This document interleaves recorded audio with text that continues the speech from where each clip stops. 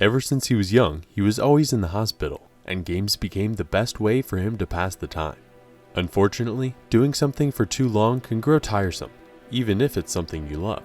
One day, he notices every new game release is complete trash. Everything is losing its depth and just copying other games. In his search for something original to play, he comes across Dungeon & Stone, an RPG indie game with 2D pixel graphics only available in English. First looks aren't promising, but the game is free anyway, so there's no harm in trying it out. Upon seeing the class selection screen, he chooses the Barbarian class without much thought. He doesn't plan to play for too long anyway. Time passes, and it becomes night before he knows it. The game has no tutorials and restarts when he dies. The game is fun though, and he's determined to beat it.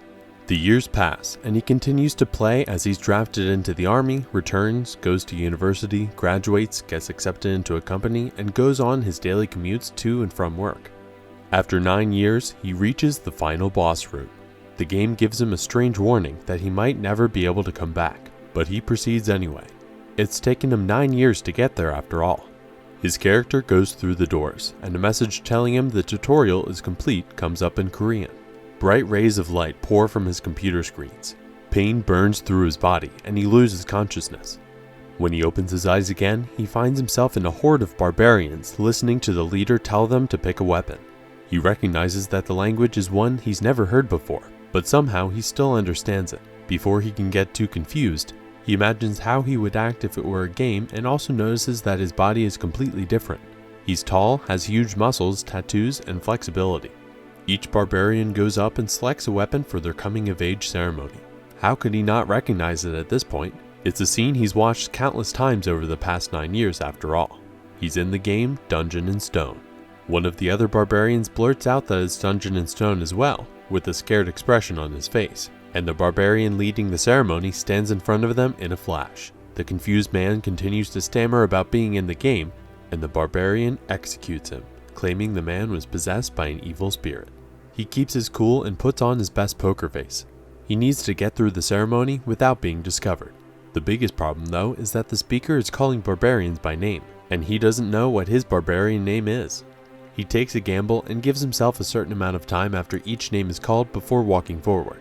When Yandel's son Bjorn is called, he waits 2 seconds and then approaches the leading barbarian. Sure enough, he really is Bjorn, and the leader tells him to pick a weapon. Barbarians have no talent in magic, but they're blessed with strong abilities in exchange. Since he's going to aim for being a close combat damage dealer, Bjorn reaches out and picks the shield. When he first played the game, he always went with the greatsword, but ended up dying too much. The classic meta of a barbarian berserker might have been effective for damage, but every fight left his character on the brink of death. Since barbarians have high vitality and strength to begin with, don't they have a good starting point for tanking? It requires a lot of skill, but is what was most effective in the game, overpowered even. As the final part of the coming-of-age ceremony, the barbarians are tasked with entering a city with a labyrinth, Rafdonia. Within the city, the barbarians blame one of their own for leading them in the wrong direction, and each barbarian that tries to lead only gets them more lost. Bjorn approaches the second failed leader of the party, Einar, and secretly tells her that she just needs to follow another party of adventurers to find the labyrinth. Before long, they stand in front of the labyrinth and Bjorn debates just slipping away. Could someone like him, a normal Korean who is sick for the majority of their childhood, really beat the monsters within? The problem is that the city requires all citizens of age to pay taxes to it each month, or be executed. The most common ways to earn money for the taxes is to enter the labyrinth and fight monsters or work in places like village bars. He is a barbarian though, and they can't do any normal work. In exchange, they receive a weapon as soon as they start the game. The labyrinth only opens once a month, and if he really can't do any other jobs, then he has no other choice. His feet won't move, but Einar approaches and urges him forward while praising his cleverness. She seems fearless, but he finds that isn't the case. Einar fears death like anyone, but she'll die if she doesn't fight. It's the simple truth for all barbarians. The entrance starts to close, and Bjorn finally makes up his mind and rushes forward into the labyrinth. Other barbarians only have what they've been raised with, but he has the knowledge of thousands of characters and attempts in Dungeon & Stone. Surely he can survive. And so, Crystal Cave, the first level of the labyrinth, greets him. In the original game, the labyrinth featured glowing crystals on the wall to light the way. Since he's in a place without those crystals, he concludes he must be in the super rare Darkness region, located on the furthest outskirts of the labyrinth that lacks any crystals. Unlike in the game, the start point is completely random, which means that despite the extremely low possibility, he really has started in the darkness region. He briefly checks to see if he can pull up any sort of status window, inventory, or game-like system, but nothing happens. He has to play it as reality without such aids. Walking through the dark caves, Bjorn soon experiences crippling pain in his foot as he steps into a goblin bear trap. He stops himself from yelling out and alerting the goblins who set the trap. He silently pulls his foot from the trap. It would have been one thing if it was a simple trap, but a paralyzing poison was spread all over it as well. His leg starts to go numb as the poison spreads. He has to kill the goblin, wherever it is, before the poison fully takes effect. Still no goblin in sight, he starts to hobble out of the area while continuously yelling and insulting it, hoping to lure it out. Eventually, he hears footsteps behind him as it moves to follow. He still can't see it though. He starts to run and hears the goblin continue following, and the goblin stops when he stops. It's waiting for him to bleed out and die, laughing at the joy of its hunt. Bjorn collapses and fakes his own death, something a barbarian would usually be too dumb to do. The goblin again displays his cleverness and tosses a rock at him to check if he reacts. When he remains still, the goblin moves forward. Bjorn makes his move and lunges at the goblin. He misses at first, but his well-trained barbarian body acclimates and moves almost on its own as he begins beating the monster to death. After it dies, the body evaporates and leaves a grade 9 magic crystal behind, the currency that was used in the game. All of that, and the stone is only worth as much as a piece of bread. This is definitely the world of the game, but he'll never make the mistake of thinking it's just a game. The goblin might be dead, but Bjorn is still bleeding in the darkness. On a positive note, he's able to avoid other traps as he crawls around on the ground, unable to use his injured leg. He keeps crawling forward, slowly dying the entire time. Eventually, he finds light ahead. Instead of someone to help, he sees a version of himself kneeling and ridiculing him. He's only a barbarian, so why would someone help him? Still, he crawls forward, his image mocking him the entire way in his delirium. Another group of adventurers spots him as he receives an achievement for dropping below 2% vitality that continues to raise his mental stat by 1. The leader of the group, Draus, kneels down and states that Bjorn must be a novice. But how did a novice get there faster than them? Draus smiles down and asks Ursina, the party's priestess, to heal him. Bjorn's hopes rise for a moment, but then Ursina refuses. His other party member, Patsrin, also hesitates to even give one of his potions to Draus before eventually relenting. Draus pours the potion over Bjorn's wound with a brief warning. Pain racks his entire body, but the potion does its job and Bjorn finds himself able to stand again. Draus asks how he managed to get there before them, and he tells the truth that he was teleported there by chance upon entering the labyrinth. Such a thing only happens once every 100 years or so, but time within the labyrinth is precious, and Draus can't afford to waste any more. He and his party move on, leaving Bjorn behind. The party argues amongst themselves as they follow Bjorn's trail of blood and finally reach the portal to the second floor. Nearby, they see Bjorn's sandal where he stepped in the goblin trap. Draus and his party aren't actually as bad as they first seemed. The priestess couldn't heal him due to strict rules, and Draus acted the way he did because he didn't want Bjorn to feel too pitied. They thought Bjorn was just lucky at first, but could luck account for crawling through 15 kilometers of darkness with a bleeding leg, not knowing if help would ever be found? That would take sheer determination and willpower. Only a monster could do something like that. Outside of the darkness, Bjorn continues to run into and slaughter more goblins. Their traps aren't even half concealed and are easy to step around in the light. Also, their ambushes are predictable and they hide in extremely obvious places. The problem is that he's running out of food. He initially entered with 7 days of rations, but his bag tore and he lost 5 during his crawl. He eats one and then follows the sounds of running water to quench his thirst. Another adventurer silently glances at him and walks away after filling a canteen. Adventurers usually try to avoid each other after all. Bjorn counts out his 42 magic crystals from killing goblins. An impressive result, but he's extremely tired now as well. If you want to sleep in the labyrinth, either you find allies to protect you as you sleep, or you can sleep when you're dead. He doesn't even want to join a party, he just wants someone to exchange a sleep watch with, but everyone ends up rejecting him, until a lone man approaches and asks him in a very strange way if he's looking for someone to exchange watches with. The man introduces himself as Hans and continues to sound strange when talking about how just the two of them will spend the night together. They play rock paper scissors to decide who sleeps first, and Bjorn loses. Hans gives him a watch and explains how to use it to tell when they'll be changing positions. Of course, it's a common assumption that a barbarian wouldn't be able to tell time. Eventually, it's his turn to sleep and he wakes Hans up. How could he trust someone he just met with his life though? Bjorn fakes sleeping and prepares for Hans to make a move on his sinister intentions. 2 hours pass though, and he doesn't get a wink of sleep due to his paranoia. Hans, of course, never did anything even slightly suspicious the entire time. It's Bjorn's turn to take watch, and he falls asleep during it until Hans wakes him up, not even the slightest bit upset. This is also extremely suspicious. In the game that he remembers, nobody was so nice. Still not trusting him, Bjorn rests lightly until it happens. Sensing something wrong, he opens his eyes and sees a hammer swinging down at his head. He reacts with lightning speed and rolls out of the way before mercilessly beating up Hans and asking why he did it. Hans tells him he was after the magic crystals and the shield at first, but would killing another adventurer be really worth it for so little? After more threatening, Hans reveals he was really after a barbarian heart. They sell for a high price. Hans begs for his life. But how could you let someone who tried to kill you in your sleep live? Especially if they're going to continue to be a presence in your city and the dangerous labyrinth. There really isn't much of a choice. Bjorn kills him and takes his items for himself. It's a bit ironic, but he was only able to start living like a man after killing one. He continues to battle goblins with his new equipment and finds that they're even easier to deal with than before, though the problem of needing sleep eventually rears its head again. He thinks that he might be better off without someone he can't trust watching him during his sleep, and he tries to doze off for a bit, but not even 10 minutes pass before goblins attack him again. He kills every goblin in sight and tries to sleep again until waking when a goblin stabs him in the chest. He was so tired he hadn't even sensed it. Bjorn kills the goblin and continues to search for a watch companion. Now that he knows how valuable barbarian hearts are, he can't trust anyone who isn't a barbarian. Unfortunately, he finds that most barbarians have already entered the second floor.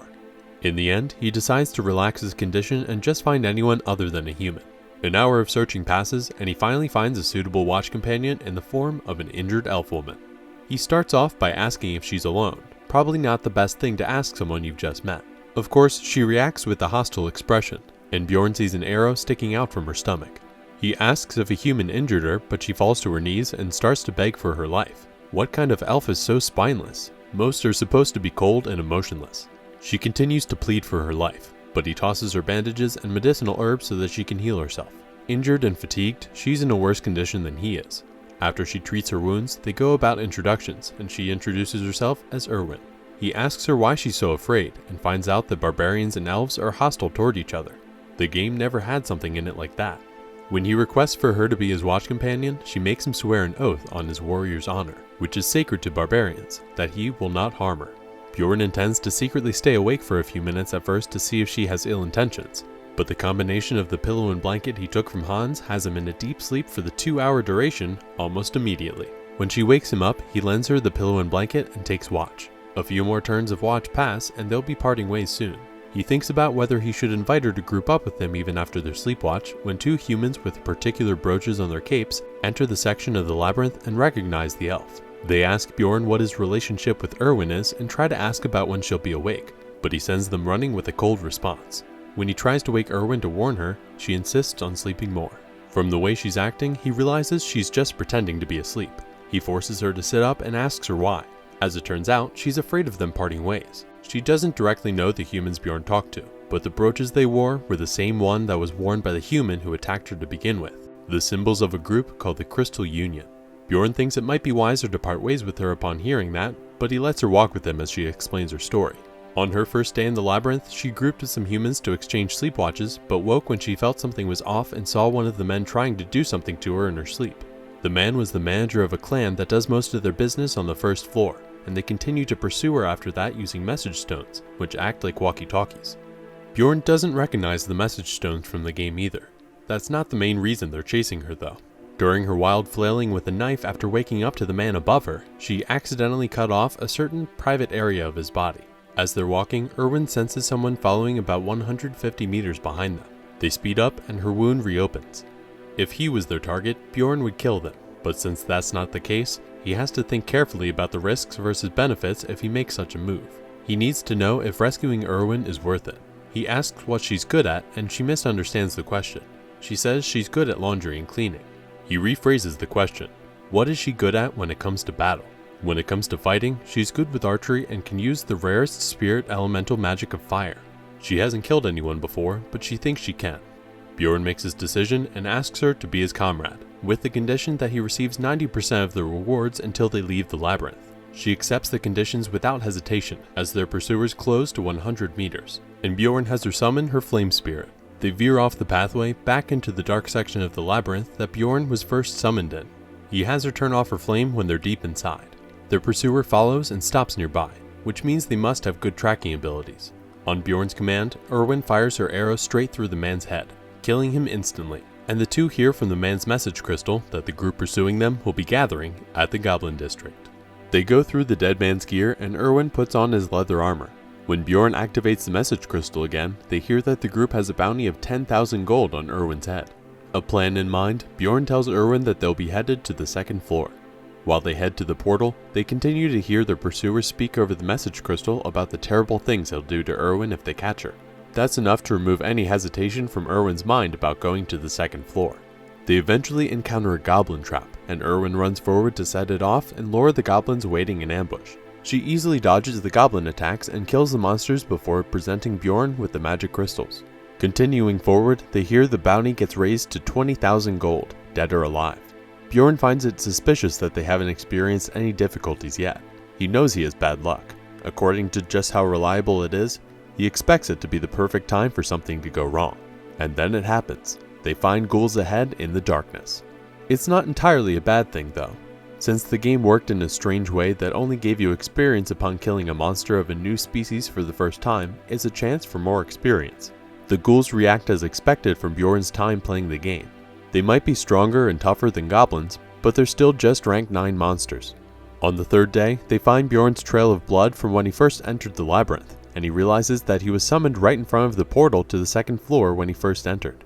Just how terrible could his luck be to have crawled 15 kilometers with an injured leg when the portal was less than 10 meters away?